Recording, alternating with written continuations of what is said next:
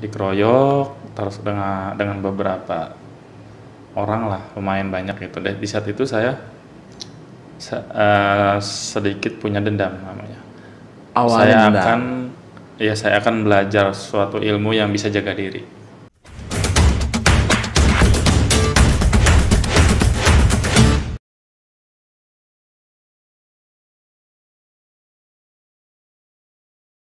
Assalamualaikum warahmatullahi wabarakatuh. Bertemu lagi dengan saya Yadi Jaya Satika dalam podcast Kabar Banten. Kali ini pembahasannya bukan lagi politik, tapi soal debus. Kalau kita tahu bahwa debus salah satu terkenal begitu. Orang tahu debus pasti Banten begitu ya. Tapi menariknya bahwa tamu saya kali ini itu tokoh debus dari kaum milenial.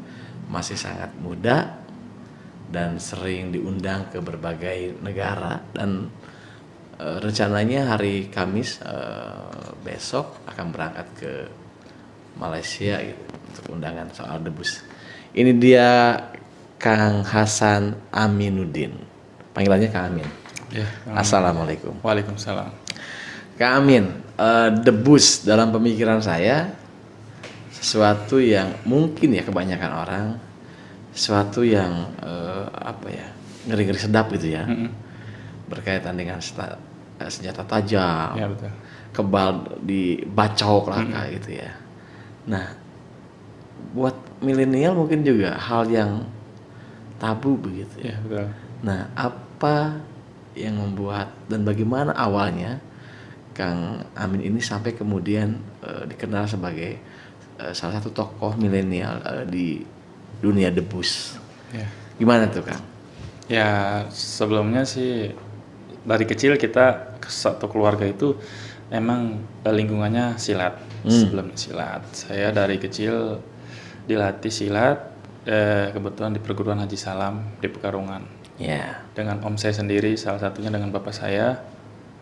Kemudian saat itu namanya silat tidak lekang dengan namanya debus ya. Ya. Nah, tidak lepas dari itu, salah satunya dengan ilmu kanuragan dan lain-lain. Dan saat itu juga saya sedikit risih lah ya. Anak kecil juga kan. Berarti dari kecil udah Dari dikenalkan kecil, soal itu. ya, dari Tadi disampaikan kan ilmu kanuragan. Ya. Nah, berarti kan ya sepemahaman saya ya bahwa ada dengan apa istilahnya tuh kayak puasa Ya. begitu dan lain sebagainya. Itu dilakukan? Ya, alhamdulillah dilakukan sih. Namanya dulu kan zaman mulai puasa itu SMA kayaknya. SMA itu salah satu guru pertama saya, uas saya sendiri waktu di Pamarayan. Saat itu saya namanya anak sekolah kan nggak mau ya pesantren ya, mungkin nakal gitu. Di situ saya sedikit-sedikit belajar, tapi belajar bukan karena keinginan awalnya, tapi karena punya riwayat buruk lah di lingkungan kawan-kawan saya dulu. Dibully apa gimana? Bukan dibully aja, Pak, saya dikeroyok. Dikeroyok terus dengan beberapa orang lah, lumayan banyak gitu. Dan di saat itu saya sedikit punya dendam namanya. Saya akan belajar suatu ilmu yang bisa jaga diri.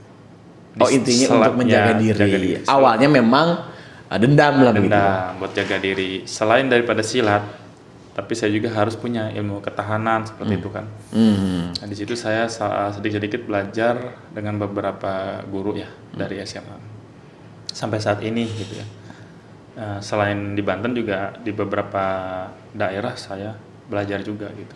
Kemana-mana. Nah, kalau artinya kan Kang Amin berbeda dari milenial lainnya begitu. Ketika kita tahu milenial lebih ke modernitas gitu ya. Yeah. Ini justru ke debus begitu. Nah, gimana pandangan teman-teman lingkungan sekitar waktu itu? Atau mungkin sekarang? Ya. Sebenarnya pandangan mereka itu banyak yang nggak nyangka ya. Karena sebelumnya saya juga kalau untuk urusan bersosialisasi dengan teman-teman itu sama yang lain, gaul juga. Maksudnya mereka sukanya dengan nongkrong di jalan, klub anak motor, terus break dance gitu kan. Itu udah pernah saya jalanin. Semuanya udah saya pernah jalanin. Nah, tapi di lain waktu yang mereka nggak tahu dengan saya punya kegiatan lain. Saya sih pernah ngalami itu di masa SD gitu ya. Iya. Belajar silat, lalu kemudian kan ada guling-guling di botol pecah-pecah itu ya. Iya. Tidak kerasa, tapi kan ada yang memandunya begitu ya. Ada gurunya lah gitu. Kalau coba di rumah kejepit pintu juga sakit lah gitu. Nah, waktu kemudian memutuskan untuk mendalami kan ritual menjalankan ritualnya kan tidak mudah. Apa aja tuh? Ya untuk waktu itu ritual itu mulai dari puasa dengan beberapa hari, 1 bulan, kemudian 3 bulannya Puasa selama 1 bulan? Ya 1 bulan. Tiap hari buka apa selama 1 bulan nggak buka? Tiap hari buka biasa. Cuman dengan makanan yang mungkin hanya cuma nasi, misalnya air putih seperti itu. Oh, kalau istilahnya mutih kali itu ya? Putih ya. Oh. Mungkin maksud tujuannya satu untuk detox juga, terus untuk menahan hawa nafsu ya, terus menghilangkan sifat hewani gitu kan, karena kita nggak boleh makan yang sifat daging gitu ya? Kayak seperti itu. Oh, itu selama sebulan? 1 bulan. Gimana waktu itu, lemes atau apa perbedaannya? Seperti apa perbedaannya waktu menjalani itu? Atau mengalami apa lagi? Ya, sebenarnya yang namanya saya kan ya jarang puasa awalnya ya. Taunya puasa Ramadan. Puasa Ramadan aja banyak bolongnya. Bener kan? Iya benar. Jarang puasa. Tapi waktu saya benar-benar ibaratnya kata orang Banten ngelmu ya. Itu saya benar-benar tekad. Saya harus bisa gitu. Di situ saya punya motivasi sendiri. Kemudian puasa apapun saya jalanin. Yang namanya saya dikubur di tanah, kepalanya doang. Saya ngerendam di air, di Pamarayan, bisa air apa namanya tuh, bendungan ya. Udah pernah. Saya di hutan gitu kan. Sendirian? Disuruh guru saya seperti apa, saya jalanin. Itu sepengetahuan orang tua, keluarga? Enggak. Tanpa sepengetahuan orang tua. Makanya saya nggak belajar sama orang tua saya sendiri. Kemudian waktu memutuskan untuk mendalami itu, kebersit nggak bahwa ini misalnya kan kalau pasti kita sebagai Muslim gitu ya, bertanya dulu yang pro kontra di sisi keagamaannya lah. Waktu itu ada nggak bahwa ini apakah sesuai dengan agama atau tidak? Ya, saat itu yang saya pikirkan selama masih bacaannya masih ada ayat suci Al-Quran, satu itu. Kedua, selama saya punya tekad dan misi yang belum tuntas, saya akan terus jalani. Gak tahu saya endingnya sampai mana waktu itu. Bukan berarti saya niat belajar itu bukan buat main debus awalnya. Memang basicnya jaga diri. Nah, supaya nggak dikeroyok orang lagi gitu. Ya intinya apapun itu, saya masih bertahan hidup lah, minimal itu. Ya nggak mungkin saya ibaratnya harus mengobati dulu, tapi nggak mencegah. Nah, jadi saya cegah dulu, kata guru saya, daripada kamu ditusuk, mendingan kamu nusuk duluan, katanya bahasanya gitu kan. Atau kamu menghindar manusia ya. Kita nggak ada yang tahu kan. Betul. Gitu. Dan ya tadi itu istilahnya bahaya itu bisa datang kapan saja tanpa kita ketahui. Nah, kembali kan soal waktu ketika menjalani akhirnya bahwa saya katakanlah kebal gitu ya. Itu pada saat seperti apa merasakan? Itu atas panduan guru kan? Ya. Nah, ketika sudah melaksanakan ritual itu, mencoba pertama kali membuktikan bahwa itu sudah sukses begitu ya ritual itu, mencoba sendiri atau kembali ke guru lagi untuk membuktikannya? Waktu itu saya mencoba sendiri sih. Ya karena guru itu kan bijak ya. Jangan dicoba untuk kesombongan atau untuk berantem. Ya selama juga anak muda pasti kan saya coba pelan-pelan seperti itu. Pakai apa waktu itu? Pakai pisau dapur pertama kan, nyolong gitu kan. Pisau dapur kemudian. Ternyata kebal. Ya jadi harusnya sobek misalnya. Ini cuman kayak dicakar-cakar aja. Tapi yang saya rasakan efeknya keilmuan itu ketika kita memang saat dibutuhkan ya sebenarnya. Kalau lagi biasa-biasa aja sih kayaknya sama aja. Ketusuk paku juga, Kejepit itu juga sakit sama gitu ya? aja. Disuntik juga gitu kan. Oh, karena kan memang harus ada bacaannya gitu ya? Enggak juga, maksudnya ketika kita mau terdesak atau apa kan nggak mesti baca, kita udah baca. Udah wirid dulu sebelum malamnya, seperti itu. Kalau mau keluar juga tetap baca doa untuk berpergian. Cuman ketika kita lagi terpojok, Keluar. ya seperti Refleks ya? separuh lah, refleks lah seperti itulah. Kita punya keberanian sendiri seperti itu. Seperti apa ya? Kalau di kuda lumping mah bahasanya nyambat ya. Nyambat. Kalau kita bukan nyambat sih, cuma memang alhamdulillahnya waktu itu diselamati aja sama Allah, sama Gusti Allah. Gitu. Nah setelah katakanlah kebal gitu ya, ada nggak ritual khusus atau ritualnya selesai atau ada kewajiban pantangan misalnya? Ya kalau untuk pantangan intinya jauhi larangan Allah aja. Itu aja. Artinya sesuai dengan Sesuai agama. dengan syariat. Ya, kalau untuk setiap ritualnya itu paling nggak gimana sih, paling kalau mau pentas malamnya itu kita doa. Kalau zaman dulu kan kalau di Banten maca syekh ya. Ya. Nah, seperti itu maca syekh gitu. Sebelum manggung. Nah, ya yasinan boleh. Nah, intinya malamnya berdoa. Mudah-mudahan diselamatin besoknya. Ada aja tuh yang ngetes nguji atau segala lagi manggung atau lagi seperti ini. Banyak.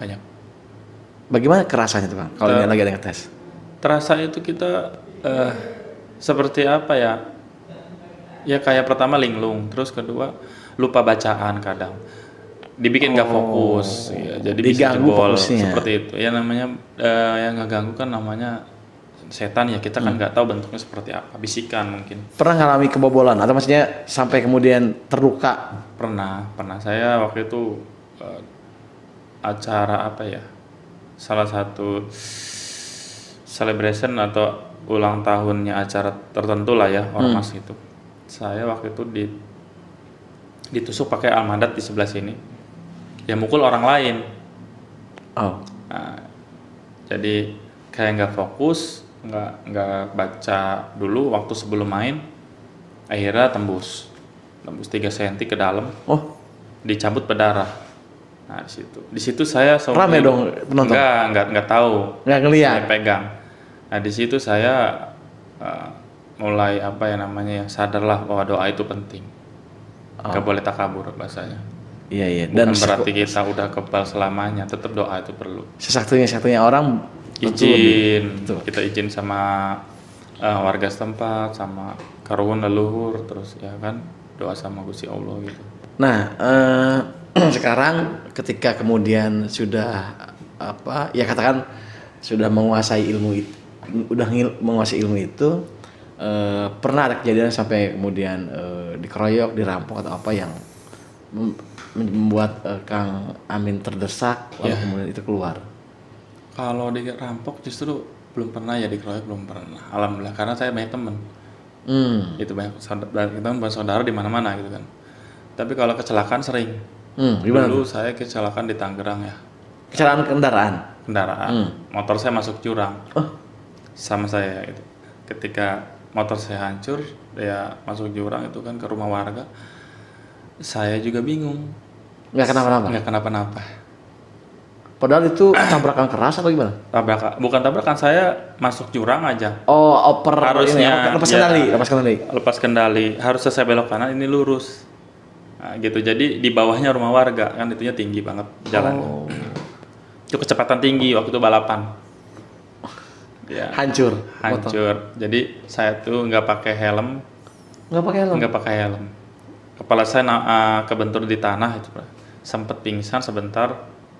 Orang ngira udah mati, nggak ada yang berani megang. Tapi saya bangun lagi gitu. Ya itu di situ saya salah satunya ya hikmahnya saya mungkin belajar, ya alhamdulillah masih diselamatkan. Salah artinya satunya dengan ilmu ini justru Kang Amin lebih kepada Allah begitu ya? Ya. Nabrak tembok pernah saya.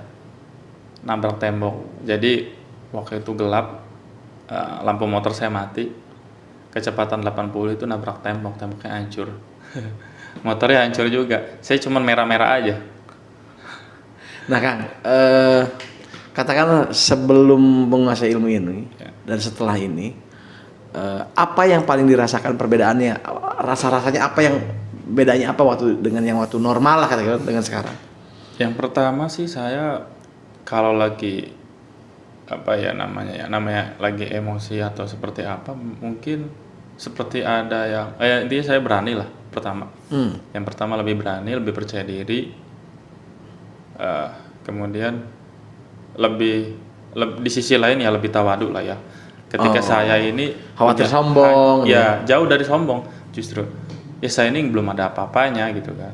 Pasti banyak orang-orang yang mungkin lebih sakti apa seperti yang lainnya gitu kan. Ya di sini saya pertama ketika sudah menguasai ya belum sampai 100% mungkin. Saya lebih arahnya ke pelestarian akhirnya. Seperti itu. Bahwa ini adalah di kalangan saya sendiri, mungkin di umur saya di bawah saya beberapa kawan-kawan itu dengan tradisi budaya Banten itu kurang lebih suka ya. Kurang dekat. Mereka itu lebih sukanya kayak skateboard mungkin ya. BMX, yang modern, breakdance, dugem seperti itulah ya. Tapi ngalamin dugem juga? Kenapa? Pernah ngalamin dugem? Setiap hari. Apa tuh? Dugem bira. Amin. Lalu kemudian ini kan sejak kapan kemudian Amin akhirnya diundang banyak orang termasuk kegiatan-kegiatan besar dan sudah sampai kemana aja? Saat itu saya pertama kali banyak undangan ketika saya masuk organisasi ya. Salah satunya Seni Golok Indonesia. Waktu dulu di pusatnya di Jakarta. Ketua umumnya Ustadz Taufik Tomboati. Saya ketua seni budaya kebetulan. Ya, salah satunya banyak beberapa kawan-kawan yang mendukung saya, orang tua, keluarga. Seperti itu, banyak pentas, banyak murid-murid saya yang pada pengen belajar gitu kan. Saya ajarin, saya tidak mengenal ras atau umur seseorang untuk belajar kesenian di Banten ya. Yang penting niatnya ya. Niatnya tadi apa, seperti apa, yang penting seperti itu aja. Oh, awalnya dari situ. Terus sudah kemana aja ini? Saat ini kalau nasional sih udah nasional ya. Maksudnya seluruh Indonesia udah. Seluruh Indonesia udah pernah? Udah pernah. Kalau di Asia mungkin Asia Tenggara. Asia Tenggara, ke Malaysia, Thailand, Singapura paling seperti itu aja. Oh. Kalau di Asia Timur waktu itu ada undangan-undangan, cuman saya kan keterbatasan ya, balik lagi karena ini sifatnya undangan, keterbatasan pasti di finansial. Kalau di luar negeri itu kan bahasanya tidak dibiayai. Ini undangan nggak dibiayain emang? Enggak, undangan aja. Undangan untuk apa? Mengisi acara atau? Undangannya ya itu tadi, satu silaturahmi, kedua itu namanya festival ya. Oh, festival. Iya, kalau festival itu kan semuanya diundang. Selama ini Pemda segala macam ada atensi? Alhamdulillah sih saya sering soal sama beberapa elemen pemerintah dan masyarakat gitu ya. Alhamdulillah sih dari pribadi mungkin ya, pribadi orangnya. Kalau dari pemerintahnya sendiri ya, yang namanya anggaran tidak bisa dadakan kan pastinya. Tuh. Kita juga paham lah. Cuman ya alhamdulillah banyak support lah, sedikit-sedikit seperti itu dari IPSI ya kan, salah satunya dari berbagai pihak. Iya. Nah menarik pemikiran Kang Amin soal pelestarian budaya debus. Kita tahu bahwa debus orang tahu debus Banten lah begitu ya. Ya. Dan kalau kita lihat bagaimana perkembangan zaman yang membuat debus kemudian jarang kita lihat gitu ya. Jangankan generasi muda, saya mungkin juga jarang lihat gitu. Nanti kemudian muncul sosok muda seperti Kang Amin begitu ya. Nah, tentu ada tanggung jawab moral dong ya untuk melestarikannya, terutama memperkenalkan kepada kaum milenial. Nah, bagaimana cara Kang Amin memperkenalkan debus ke kaum milenial dengan glamoritas dunia sekarang? Gimana kan? Saya sih punya trik sendiri ya untuk supaya debus ini diterima di kalangan muda seperti itu, kalangan milenial. Salah satunya dengan apa adanya aja, seperti tampilannya, misalnya pakaiannya pertama nggak selalu tradisi dulu, seperti tidak selalu pakai baju silat misalnya. Oh. Kedua, musiknya kita bisa remix. Oh itu? Iya. Ketiga, alat yang kita pakai bisa alat modern, Mengikuti mengikuti zaman aja seperti itu. Tapi kita tidak meninggalkan esensinya ya. esensi budayanya. Salah satu debus Banten itu almadat yang penting. Nggak ada almadat berarti bukan debus Banten. Oh, Alatnya itu, almadat itu alat alat-alat ya. alat debus Banten seperti paku yang besar, itu dipukul di perut ya, di Ya. perut, di leher, di paha seperti itu. Itu wajib. Nah kan yang agak sulit adalah banyak sisi-sisi yang buat milenial mungkin mengerikan ya, paku segala macam, nggak asik lah istilahnya begitu. Nah tantangan itu nggak mudah juga kan untuk Ya, sangat susah. Mungkin saya sisipin satu dari bela dirinya mungkin dari ini untuk jaga diri. Siapa tahu itu saya di luar atau di jalan ya kan dipegang atau seperti apa ya, kita kan namanya bersyariat manusia ya. betul. Ada harus doa seperti itu kan. Ya doanya kan lain-lain ya orang ya. Ya paling saya pertama sisipin itu. Orang itu tertariknya hanya dengan bisa seperti itu ya, saya juga mau. Saya kasih dulu. Saya kasih Contoh apa ditunjukkan? saya kasih ilmunya. Pelan-pelan saya kasih ilmunya. Saya permudah ilmunya. Nggak usah susah-susah. Cukup saya aja yang susah. Gitu. Saya permudah, saya percepat gitu ya. Prosesnya ya. Nah, di situ banyak ketertarikan dan saya kalau ngedesain logo beberapa perguruan debus ya salah satu itu saya bikinnya yang nggak serem, yang lucu, karikatur seperti itu kan. Salah satu masuknya saya bikin di baju di mana gitu kan, mereka senang. Itu gambar apa, bagus amat. Oh ini gambar logo apa namanya, pencinta debus. Mengedepankan seni dulu lah begitu. Ya, terus kita main juga dengan riang seperti itu kan, main debus jangan serem-serem. Iya. Orang-orangnya juga kaum-kaum yang muda, yang ganteng-ganteng, yang cantik-cantik. Ya, saat ini juga kan kuda lumping salah satunya kan di make up ya. Betul. Nggak selalu makan beling. Iya. Nah, nari kan. Ya, seperti itu. Saya terapin debus nanti dengan tariannya, tarian Almada, terus dengan anak-anak muda yang cantik-cantik, yang ganteng. Tampilannya semilenial mungkin. Ya, seperti itu. Tanpa meninggalkan nilai-nilainya. Ya. Ya. Nah Kang, di lingkungan, di pergaulan, dengan orang tahu kan, Kang Amin katakanlah bisa kebal, punya ini, punya itu, kaku nggak tuh, mengganggu kehidupan pergaulan nggak atau gimana? Alhamdulillah, ya, alhamdulillahnya. Malah saya banyak saudara, banyak teman. Gitu. Saya saling sharing. Pasti saya pun banyak kekurangan. Ya. Seperti itu. Mas saya masih banyak belajar dari beberapa kawan-kawan atau dari beberapa senior ya, pastinya banyak belajar saya juga. Jadi di situ saling menutupi seperti itu. Nah harapan Kang Amin apa nih soal debus dan tradisional budaya Banten begitu ya? Ke depan tuh harapannya apa tuh? Ya harapan saya sih nggak muluk ya. Setidaknya diberikan fasilitas, kasih dukungan, kemudian disemangatin. Jadi ya namanya keterbatasan kita banyak, balik lagi ke finansial. Iya. Balik lagi orang itu cari kerjaan capek-capek jauh-jauh karena apa? Karena finansial kan. Makanya di situ kalau kita fokusin, jadi ada ruang lah begitu ya? Bahasanya ya ini profesinya udah ini aja. Menjaga budaya Ya, tradisional. lebih ke arah itu. Terus kan kita ngomongin di negara luar ya, itu profesi seniman lebih dihargai. Dan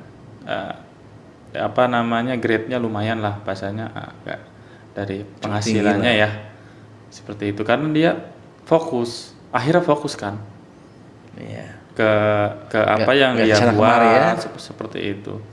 Jadi itu sih sebenarnya yang mematahkan ya kaum milenial kalau mau belajar silat. Buat apa sih belajar silat? Nggak dipakai di kerjaan. Buat apa kita berantem? Silat gitu ya. Iya. Buat apa seperti itu? Nah, Kang Amin selama menggeluti ini bagaimana? Katakanlah untuk secara ekonomi, cukup? Pertama pasti modal sendiri ya. Apapun itu, alat dan yang lainnya, ongkos segala macam. Tapi hikmahnya itu alhamdulillah feedbacknya ada. Pasti ketika diundang ya kan untuk ngisi acara segala macam itu pasti ada lah yang ngasih. Belum lagi mungkin ya namanya disawer atau segala macam itu terserah. Nah, sebulan bisa berapa kali? Bisa 5 kali 6 kali. Oh iya. Dan itu di berbagai daerah. Iya. Pertanyaan terakhir, kan kalau dilihat pengalaman saya kecil gitu ya, hampir beberapa minimal malam libur begitu, yang namanya kendang kedengar, orang silat itu kelihatan. Nah sekarang saya hampir atau mungkin jarang ya, karena perkotaan sekarang udah ramai perumahan ya gitu ya, sehingga yang di kampung-kampung ada, mungkin saya tidak hafal. Apakah memang budaya kayak debus, silat segala macam di kita di Banten memang menurut Kang Amin sendiri sudah sangat terancam kah atau bagaimana? Kalau terancam punah sih enggak ya Pak. Tapi kita jarang latihan, terus apalagi ya, fasilitas mungkin ya, fasilitas mungkin kurang. Fasilitas ya, sebenarnya fasilitas tuh bukan jadi alasan ya. Tadi itu untuk apa ya katanya kita fokus ke silat atau untuk pertunjukan debus segala macam. Lebih sekarang tertariknya misalnya kesenian modern mereka itu. Intinya ke situ. Tantangan perkembangan zaman. Zaman. Budaya luar gitu. Ya, jadi kalau ada yang nepak gendang atau ada yang suara musik tradisional, mereka kayaknya terganggu. Pusing katanya ngedengar trompet. Iya. Nyata itu mah. Apa sih seperti kayak gitu-gitu di acara hajatan kok ada kayak gitu? Udah sih organ tunggal aja. Iya kan? Ya saya sih juga suka mau organ tunggal atau kayak gimana ya. Cuman kan kalau ada seninya dulu di pagi hari misal atau malam kan bagus aja identitas kita keluar daerah ya, ngaku namanya dari mana, dari Banten, itu bukan kebanggaan tersendiri aja, terus terang aja, tapi kebanggaan mereka juga. Iya, ketika kita keluar negeri misalnya, oh dari mana, dari Indonesia ya, wah Indonesia sakti-sakti gitu. Karena lihat debus. Ya, mereka kan padahal bukan orang Banten ya. Iya. Kebawa kan? Kebawa. Iya betul. Dari mana Indonesia? Oh yang kebal itu ya. Iya. Kita kan aneka ragam budaya yang menunjukkan kekebalan banyak, bukan debus Banten aja sebetulnya. Cuman karena memang khas debus Banten itu ada almadatnya. Itu yang salah satu khas. Dan nama debus juga tercetusnya dari Banten. Ya. Dan saya lihat Kang Amin bisa jadi tulang punggung pelestarian budaya termasuk debus gitu ya, karena generasi ini yang senior kita kan tentu sudah ini ya. Maka ada di umur-umur kayak Kang Amin ini. Nah kalau ini tidak dijaga, bukan tidak mungkin kan ke bawahnya tidak ada yang kenal, bahkan hilang. Betul. Gitu. Nah sejauh ini Kang Amin melihatnya bahwa seperti apa budaya kita, bukan hanya debus tapi yang lainnya, ke milenial seperti apa sih, masih kurang atau berjalan sebetulnya masih kurang Pak. Karena pelatih debus khususnya itu terhitung lah untuk terbatas, yang benar-benar real ya, benar-benar, dan anak mudanya juga zaman sekarang itu pengen belajar instan. Itu kalau debus asli itu nggak akan mudah seperti itu, harus ada proses gitu. Ya dan harus pelan-pelan ya. Ya mungkin paling kita ngajarin yang mungkin hanya seninya saja, budayanya saja. Misalnya ya tadi itu tidak selalu bahasanya kuda lumping makan beling, tidak selalu main debus itu makan beling juga gitu kan. Yang susah-susah nggak mesti. Yang saya kasih yang gampang aja dulu untuk anak muda ya, yang gampang dulu, yang bagus-bagusnya aja dulu. Nanti kalau dia punya ketertarikan sendiri dari hatinya, pasti dia deket, pasti dia pengen lebih dalam lagi, pasti. Karena itu sebuah naluri ya. Saya pun seperti itu. Saya jalanin aja dulu. Ketika saya nyaman di situ, saya terusin. Tapi di situ saya juga harus menjaga marwah Banten bahasanya. Ya walaupun banyak yang mungkin melestarikan seperti yang lain, ya bagus sih. Cuman memang yang lebih bagus lagi ya dari diri kita sendiri. Betul. Iya seperti itu. Tuan rumahnya ya. Ya. Saya ingat tuh kalau dulu ikut silat sampai malam gitu ya, bisa libur jam 10 malam, jam 9 malam jalan gitu ya. Ingat saya malam-malam latihannya itu SD deh, SD kelas 6 lah gitu. Salah satu motivasi kenapa ikut silat gitu ya. Ya karena semuanya pada belajar silat, Kang, malu kalau nggak ikut gitu ya. Kerasa bukan orang Banten ya, awalnya kan? Awalnya. Karena kayaknya bukan orang Banten kalau nggak kenal silat gitu. Maka ada yang ikut kok saya enggak gitu kan. Jadi mungkin lingkungan juga mempengaruhi. Lingkungan sangat gitu mempengaruhi. Ya. Oke lah kalau gitu, luar biasa. Mau berangkat ke Malaysia? Insya Allah besok. Rombongan sendiri? Saya sendiri sih dari sini. Apa yang di sana, acara apa? Festival Pendekar Johor 2022. Oh, jadi para pendekar di Johor kumpul, salah satunya dari Banten?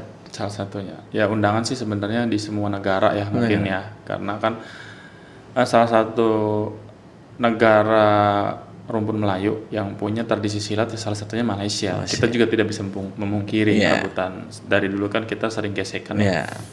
Karena dari Indonesia pun nenek moyangnya banyak yang di Malaysia seperti itu. Cuma beda kedaulatan saja. Mudah-mudahan sukses, Kang. Insya Allah, amin. Dan tentu kita turut bangga begitu ya, ada milenial yang melestarikan dan menjaga budaya lokal begitu. Mudah-mudahan ini menjadi perhatian bagi pemerintah daerah. Jadi jangan kita tanah Jawara gitu ya. Dikenal tanah Jawara. Dikenal tanah Jawara. Iya, tapi nggak tahu kita sampai kapan dikenal. Apa cuma namanya aja ya. Tanah Jawara. Iya, kan? Jadi udah Jawara kan identiknya dengan silat gitu ya, dengan debus. Tanah Jawara tapi udah nggak ada yang silat. Iya.